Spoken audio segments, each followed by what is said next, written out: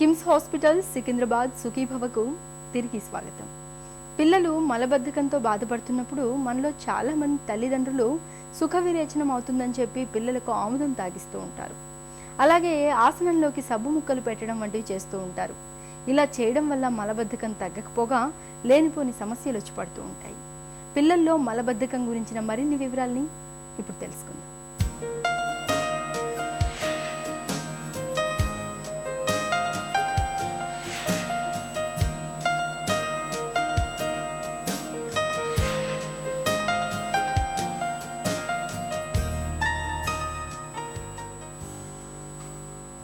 బద్ధకం మానసిక ఆరోగ్యాన్ని దెబ్బతీస్తే మలబద్ధకం మనిషి శారీరక ఆరోగ్యాన్ని దెబ్బతీస్తుంది.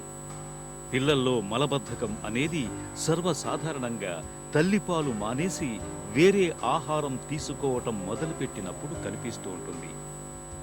ఈ టైంలో ఆహారాన్ని ద్రవ రూపంలో బాగా పల్చగా ఉండేలా చూసుకుంటే సరిపోతుంది. పెద్దలు తినే ఆహారాన్నే పిల్లలు తినటం వల్ల కూడా మలబద్ధకం వస్తుంది. తగినన్ని నీళ్లు తాగకపోవటం వల్ల కూడా పిల్లల్లో ఈ సమస్య కనిపిస్తుంది. ఇంకా పిల్లలకు విరేచనానికి సమయం లేకపోవటం అన్నది కూడా ఒక కారణంగా కనిపిస్తుంది. అలవాటు లోపం, కొత్త వాతావరణం, కొన్ని రకాల మందుల వల్ల కూడా పిల్లల్లో మలబద్ధకం కనిపిస్తుంది. మలము సరిగా రావాలి అంటే పీచు పదార్థం కావాలి. హోల్ గ్రెయిన్ నిండు గింజ ధాన్యాలతో చేసిన ఆహారము పిల్లలకు పెట్టడం వల్ల మలబద్ధకం రాకుండా కాపాడవచ్చు. అలానే కూరగాయలు, ఆకుకూరలు, పండ్లు, ఇత్తు, గింజ, పొట్టు, తొక్క అనేది ఎక్కువగా తినడం వల్ల పీచు పదార్థం ఎక్కువగా ఉండడం వల్ల మలము సాఫీగా వస్తుంది. మలబద్ధకం అనే జబ్బే ఉండదు. అలాగే నీళ్లు కూడా తక్కువ తాగే పిల్లలకు శరీరంలో నీళ్లు తక్కువైనా మలబద్ధకం వచ్చే అవకాశం ఉంటుంది. కనుక విధివిగా నీళ్లు తాగిస్తే మలబద్ధకం అనేది ఉండదు. పొద్దున్న లేచి ఒక గ్లాసు 2 గ్లాసులు నీళ్లు తాగే పిల్లలకు ఫ్లష్ కొట్టినట్టు మోషన్ వచ్చేస్తుంది. మలబద్ధకం రానే రాదు. కొంతమంది పిల్లలు 2 సంవత్సరాలు 3-4 సంవత్సరాలు దాటిన తర్వాత మానసిక రుగ్మతల వల్ల కూడా మలబద్ధకం వచ్చే అవకాశం ఉంది. ఎందుకు అంటే మొదటి సంవత్సరం అంతా వాళ్ళు నోటితో ఎక్స్ప్లోర్ చేస్తూ ఉంటారు, అంటే నోట్లో వేలు పెట్టుకోవడం. 2వ సంవత్సరం నుంచి వాళ్ళ మానసిక కేంద్రీకరణ అంతా మలద్వారం మీద ఉంటుంది. వాళ్ళకి ఏది నచ్చకపోయినా, వాళ్ళ మీద బలవంతం చేసినా నేను దొడ్డికి పోను, నేను నా ప్రొటెస్ట్ను నిరసన ప్రదర్శించడం నేను మలబద్ధకంతో చేస్తా అనే దారిలో ఉంటారు పిల్లలు. కనుక మానసికంగా ఏమైనా ఒత్తిడి గురి అవుతున్నారా అని కూడా మనం చూసుకోవాలి మలబద్ధకం ఉన్నప్పుడు. ఇంకా పెద్ద పిల్లలు, స్కూల్కి పోయే పిల్లలకు కూడా మలబద్ధకం కావాలి. ఎందుకంటే వాళ్ళకు పొద్దున్న లేవగానే, నిద్ర నుంచి లేవగానే ఆదర బాధ తయారు కావాలి, బస్సు వస్తుంది, స్కూల్కి వెళ్ళిపోవాలి, సరిగా తినకపోవడము, దొడ్డికి కూర్చోవడానికి టైం కూడా దొరకట్లేదు ఈ మధ్యకాలంలో పిల్లలకు. అది పోస్ట్పోన్ చేస్తారు. పోస్ట్పోన్ చేయడం వల్ల అది అట్నే ఉంటుంది. మలము పెద్ద పేగులో ఎంతసేపు ఉంటే అంత గట్టిగా తయారవుతుంది. ఎందుకంటే పెద్ద పేగు లక్షణం ఏంటంటే మలంలో ఉన్న నీళ్ళనంతా శరీరంలోకి లాగేసుకోవడమే దాని ముఖ్యమైన లక్షణం. అటువంటప్పుడు ఎన్ని రోజులు ఎక్కువగా మలము పెద్ద పేగులో ఉంటే అంత గట్టిగా రాయి మాదిరిగా తయారవుతుంది. ప్రతిరోజు ఇంకా ఇంకా ఎక్కువ కష్టాలు వచ్చే అవకాశం ఉంటుంది. కనుక వాళ్ళకు సరి అయిన టైం ఇవ్వాలి. కూర్చోవడానికి, మోషన్ పోవడానికి కూడా, టాయిలెట్లో కూర్చోవడానికి నిర్ణీత సమయం అంటూ నిర్దేశించి ఆ సమయంలో వచ్చినా రాకున్నా కూర్చుంటే అలవాటు ప్రకారంగా వచ్చేస్తుంది. పిల్లల్లో మలబద్ధకం ఉన్నప్పుడు విరేచనం సమయంలో ముక్కుతూ ఉంటారు. మలం గట్టిగా ఉండటం, మలద్వారం చీరుకుపోవటం లాంటివి కనిపిస్తుంటాయి.